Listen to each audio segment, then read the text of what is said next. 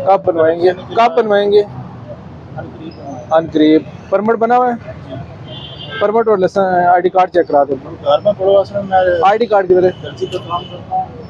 Imran, licence नहीं है इनके पास।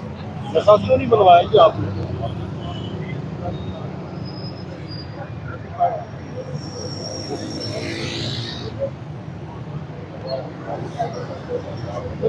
रेशो क्या चल रही है वैसे लाइसेंस की और परमिट की? पहले क्या पोजीशन होती थी और अब क्या सिचुएशन है?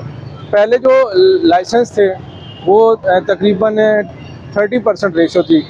अभी जो रेशो है हमारे पास तकरीबन 80% मोटरसाइकिल के लाइसेंस बनवा चुके हैं। और अभी ये देखें हमने ये पिकेट लगाई हुई है, बाइक्स को रोक के मोटरसाइकिल का लाइसेंस यहाँ बनाया जा रहा है।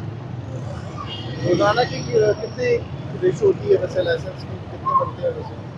हमारी कोशिश यही होती है कि ये हमारा लाइसेंसिंग ऑफिस है, इसमें हम मैक्सिमम जितने भी बाइक्स राइडर यहाँ से गुजरते हैं उनको लाइसेंस की सहूलत दें।